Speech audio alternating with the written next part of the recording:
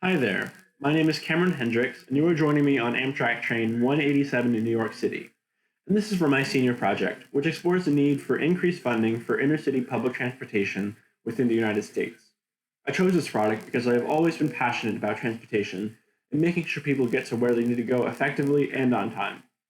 That being said, because I live in DC, I have the opportunity to take the train to New York. So I wanted to figure out if it was actually faster to take the train or the plane to New York City from Washington, D.C., as well as taking into account things like comfort, general accessibility, and I am currently on the Vermonter, a service that terminates in Vermont via the Northeast Corridor. The Northeast Corridor is the same line that the Acela services and Northeast Regional use. This ride should take me about 3.5 hours from downtown DC to downtown New York City. This trip cost me $98 on a ticket I bought the day before, which was October 31st. The direct output of carbon by taking the Vermonter is zero. This train is electric and runs on its own internal motor. This means that I would expend the same amount of carbon by walking to New York, which I am told takes a considerably long time. We are now arriving in New York City about 10 minutes behind schedule on a balmy 35-degree day. The good news is that the subway is directly connected to New York Penn Station, which means I am not as exposed to the elements as I would be. Penn Station, connected directly to Madison Square Garden on Pennsylvania and 31st Street, is currently undergoing much needed renovation. Penn Station is the largest train station in the entire Western Hemisphere, serving well over 500,000 people each day. The station holds three rail services, the first being Amtrak, the intercity passenger service, the Long Island Railroad, and New Jersey Transit, local services for the suburbs of New York City. Penn Station was originally opened in 1910, built in the Beaux Arts architectural style by Charles McKim. The station enabled connection into Manhattan from the south of the city. This would allow more efficient transportation options for passengers coming from New Jersey and Long Island. Before Penn Station was opened, the Long Island Railroad passengers had to take a ferry from Brooklyn to get into Manhattan. The above-ground section of the station was torn down in 1963, following the decline of passenger railroad traffic after World War II. The demolition occurred after the Pennsylvania Railroad sold the air rights above the station. This demolition effectively kick-started the historic preservation movement in the United States. We will now be taking the A train uptown from Penn Station to Columbus Circle, which is a mere 5-minute journey. Because this is a weekend, service on the subway is sparse and delayed because of track maintenance. However, this is still considerably better than taking the subway from the airport, which can cost upwards of $10 and take more than an hour. The Columbus Circle station is about a 5-minute walk towards our final destination, but more about that later. Because the subway is electrified, the direct greenhouse gas emissions is zero. Subway trains, like the ones in New York, can fit upwards of 1,200 people comfortably. Now one can imagine how bad Manhattan traffic would be without the subway. Welcome to Central Park. I picked this as a final destination because it is the approximate population center of Manhattan. I felt this would give an accurate representation of how an average tourist would go into New York City from DC, because tourist sites are all throughout Manhattan, and generally tourists stay in Manhattan. One must also note that I am not talking about Central Park as a whole. I am talking about a very specific footbridge called the Pine Bank Arch. It was designed in 1861 by Calvert Vaux, taking influences from Gothic architectural styles, and it's currently one of the last 5 original cast iron buildings in Central Park. Due to a serious state of disrepair and rust, the bridge was renovated in 1984, and its concrete deck was replaced with a wooden one, as well as its paint chipped away and repainted. Here we are at Pine Bank Arch on this excruciatingly cold day. I did not start my timer on film. However, I started my timer immediately after I left. And so, 4 hours and almost 45 minutes later, I have made it to the final destination, taking the Northeast Corridor. And I will take the Acela back to DC. Starting in the same place we left off, Pine Bank Arch, we will begin the 5-minute trek back to Penn Station. The temperature is about 27 degrees, so I am very happy the subway is not so far away. I have always enjoyed New York City at night. Everything is a lot nicer and quieter. I spent the day going to my favorite places like Joe's Pizza. I also took a tour of New York University as I was applying for early decision. I was later rejected. But I'm happy to have at least gotten into my third choice school. But anyway, I have enjoyed my day in New York City, but now it's time to head home.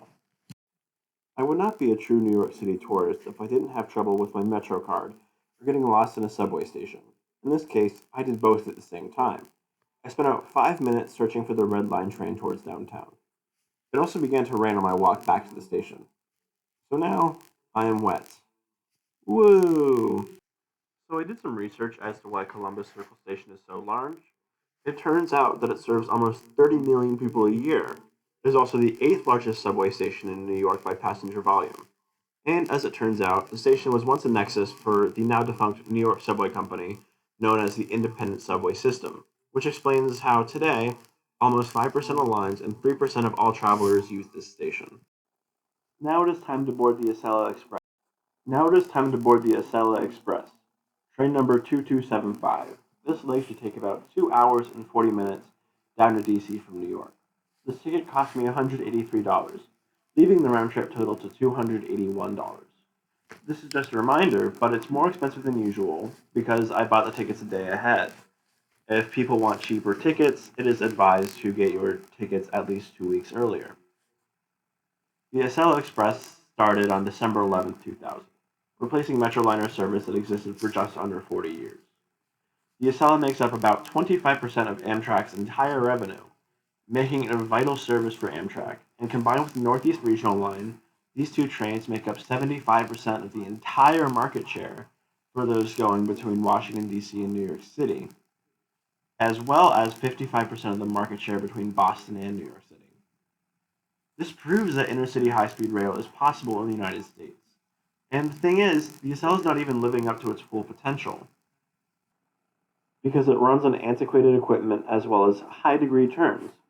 Because of this, Amtrak has announced a replacement of the current Acela train sets. The new set is called the Avelia Liberty, which is set to begin operations in 2022.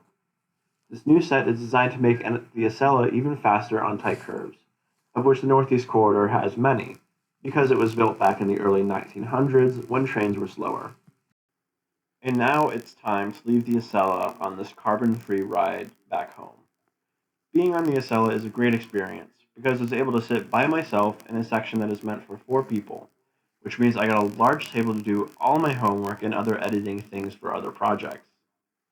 While I was on the train, I was also connected to Wi-Fi. This meant that my time was not wasted. I was able to get a lot of work done, which means that it is very practical for business passengers, but also those who are in a rush to go somewhere. I was also served an entire meal that was good enough that I'd expect it to come from a restaurant, but although I wouldn't say it was exactly 5 stars, it certainly did tide me over and was exponentially better than any food on any airline. It certainly is an added benefit that the train arrived 5 minutes earlier ahead of schedule. And now I'm in front of my house, and the Acela took me about 4 hours and 25 minutes, because I spent 45 minutes in the Acela lounge, as I used points to upgrade to first class, because my points were expiring soon. I Ubered to and from my house to Washington Union Station, because I was leaving at times that the metro was not running. I also Ubered to Reagan National to keep it fair. But now, I must go to bed, as it is about 1:30. It is now about 6 a.m. on March 21st, and I am leaving for Reagan National Airport to catch my flight. I just wanted to remind the viewer that I was completing this section during the coronavirus pandemic, which made lines a lot shorter in getting to and from the airport. It is also important to note that I am following self-quarantine procedures after heading home in order to ensure that in case I got sick, I did not spread anything to anyone else. So this also means that because lines were shorter than usual, that my results for this section of the vlog are not going to be exactly accurate from here on out, or at least until the coronavirus. The drive to Reagan National from my home is about 30 minutes, the same as the Union Station. I found it important to use a car to get to the airport in DC, because that is also what I use to get to Union Station. Welcome to Reagan National Airport, built in the 1940s by architect John McShane. The site for the airport was constructed using a combination of mud and trash from a nearby landfill. You may be wondering why the airport is called Reagan National instead of something like Reagan International.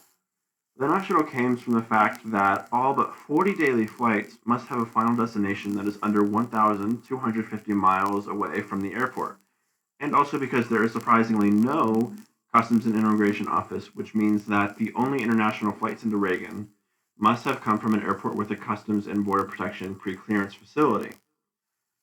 This distance restriction was set in place to encourage jet planes to use larger but further airports like BWI and IAD. This also makes most international destinations unreachable from the airport. Today I am flying American Airlines Flight 2654, which cost me about $250 plus a $30 upgrade to a grand total of $280 on a one-way ticket bought a week earlier. The round trip on Amtrak cost about $281 on tickets that I bought the day before. I should also note that prices for airlines have changed dramatically over the past few weeks, and that I was one of only 20 people on the plane. And yes, I actually counted. This means that prices are lower to fly as airlines are just attempting to recover their operating costs during this time. Due to the estimated length of this pandemic, many believe that the implications are going to be a lot more troublesome than those which occurred after 9/11.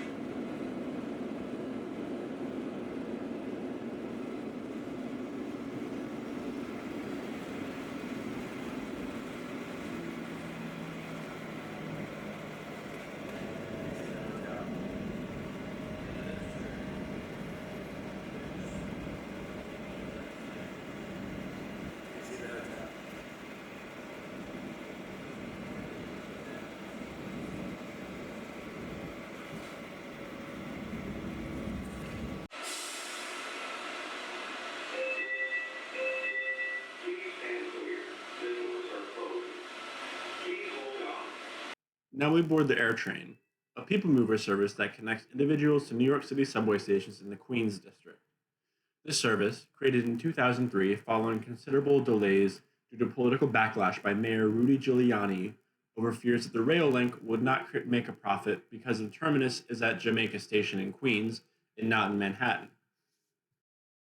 However, Giuliani was proven wrong when since the AirTrain's first full year of service, ridership has grown by more than 300%. Ridership at the moment is very low due to the coronavirus, and ridership is expected to drop even more as the pandemic continues. However, Governor Andrew Cuomo wants to expand the AirTrain JFK into stations that are closer to Manhattan or perhaps even in Manhattan.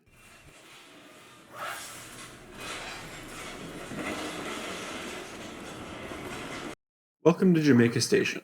Originally opened in 1836 and rebuilt twice, the station is a major hub for the Long Island Railroad and sees almost 1,000 trains and 200,000 passengers per weekday, making it the fourth busiest train station in North America. Jamaica Station also serves the New York Subway, various public bus services, and the AirTrain. The cost to use the AirTrain plus a subway ticket cost me about $10. The ride into Manhattan from JFK took about an hour and a half. The reason why I did not Uber was because the cost of getting to my destination would have been $78. As a student, I do not have that much money to spend on car rides. The AirTrain, while expensive, is the cheapest option to get in and out of the airport. The subway line, the E-Train, takes about 1 hour to get into Manhattan. However, the subway was not crowded, and this may be caused by coronavirus concerns.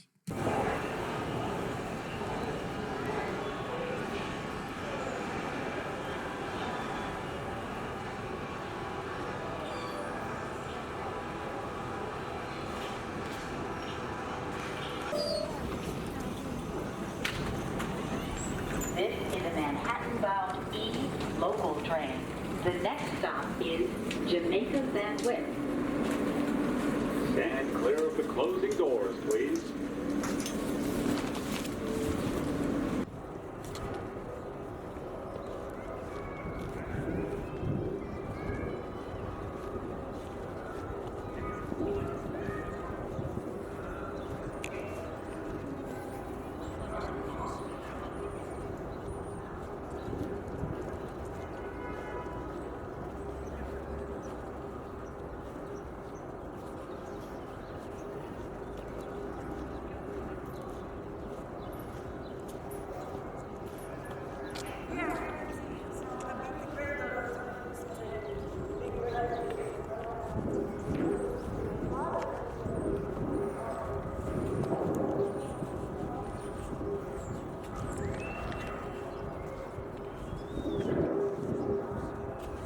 We have just gotten off the E train at the 7th Avenue station.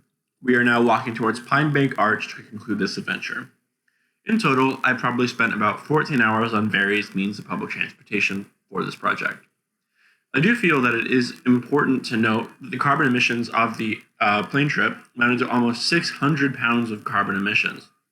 That would be equivalent to eating around 800 12-ounce beef steaks, driving 662 miles by yourself, or traveling 2,608 miles in a diesel train with average occupancy. These 600 pounds make up about 8% of the worldwide average per person carbon dioxide emissions.